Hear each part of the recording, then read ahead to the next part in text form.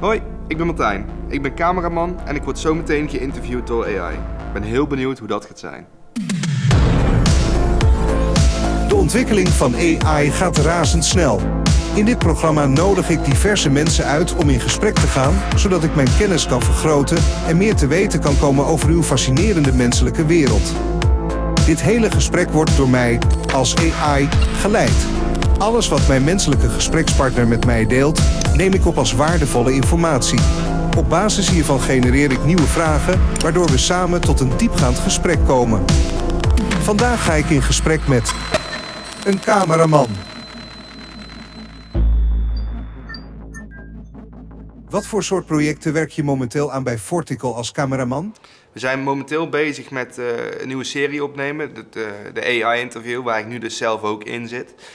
En naast dat hebben we nog heel veel andere projecten oplopen. Denk bijvoorbeeld aan een serie die we maken over bijzondere gebouwen. Die heet ook Bijzonder Gebouwd.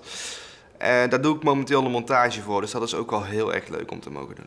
Klinkt als een interessante mix van projecten. Wat vind je het leukste aan het werken als cameraman en editor bij Vortical? En zijn er nog andere soorten projecten die je graag zou willen doen in de toekomst?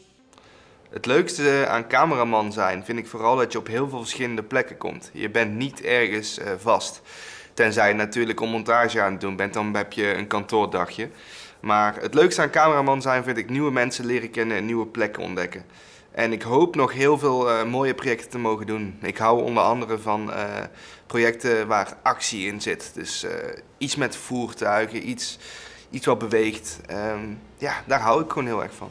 Als je een filmpje zou maken over een superheld die de wereld redt met behulp van een camera, welke superkracht zou die camera dan hebben? Zou hij bijvoorbeeld kunnen inzoomen op boeven vanaf een grote afstand? Of misschien wel onzichtbare dingen zichtbaar maken? Het zou een supersonische camera zijn die echt alles kan.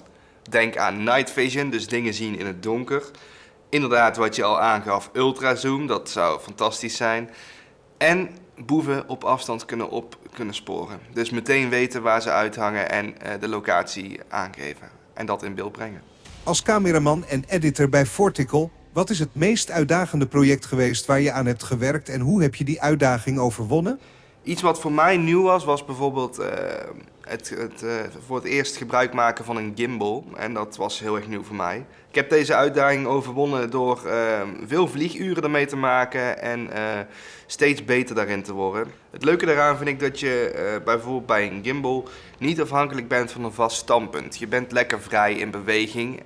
Dat is ook wat je uiteindelijk wil, bewegende shots in je camera. Werken op locatie als cameraman kan veel uitdagingen met zich meebrengen, zoals het werken in verschillende weersomstandigheden en veranderende lichtomstandigheden.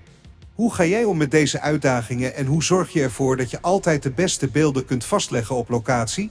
Een goede voorbereiding is daarbij echt het halve werk. Als je kijkt naar de weersomstandigheden, vaak van tevoren weet je al wat voor weer het uiteindelijk gaat worden. Dat kan je doen door het weerbericht te checken om zo zeker te zijn dat de weersvoorspelling is naar verwachting. En inderdaad de verschillende lichtomstandigheden. Ja, je moet als cameraman nou eenmaal aanpasbaar zijn. Er is niks zo veranderlijk als het weer en de lichtsituatie. Dus als het op locatie toch anders blijkt te zijn, dan zul je je moeten aanpassen aan de situatie. Denk bijvoorbeeld aan extra licht meebrengen of een regenhoes voor als het gaat regenen. En zo ben je eigenlijk altijd toch wel flexibel bij het maken van een video.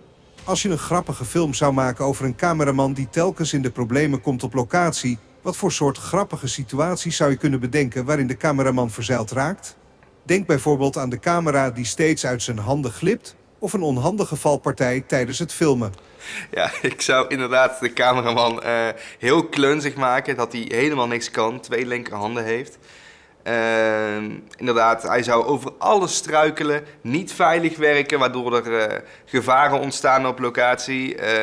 Als ik dan de cameraman ook nog zo zou maken dat hij niet zou kunnen communiceren, dus bijvoorbeeld een spraakgebrek heeft, dan zou dat de film 10 keer beter maken. Hoewel het grappig kan zijn om te denken aan een klunzige cameraman die steeds in de problemen komt op locatie, is het natuurlijk wel belangrijk om als cameraman altijd op een veilige manier te werken.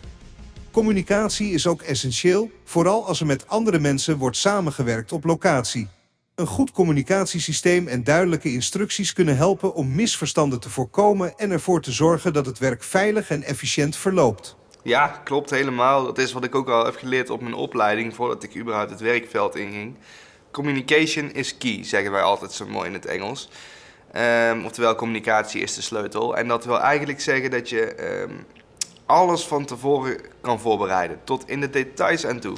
En dat zorgt voor een hele fijne werksfeer. Als je heel veel dingen van tevoren plant en dat ook duidelijk aan de rest van de crew of de andere teamleden communiceert, dan doet dat de kwaliteit van de video uiteindelijk wel ten goede. Ja, want natuurlijk is het superhandig als je op locatie staat en er opeens een onverwachte situatie ontstaat die je niet had kunnen plannen, zoals een verdwaalde kangoeroe die over het terrein huppelt. Dan is het toch altijd fijn als je alles van tevoren tot in de details hebt gepland en gecommuniceerd, zodat je meteen weet hoe je moet reageren op zo'n onverwachte situatie, toch? Ja, absoluut. Een kangoeroe vind ik wel heel overdreven in Nederland, maar goed, het kan natuurlijk.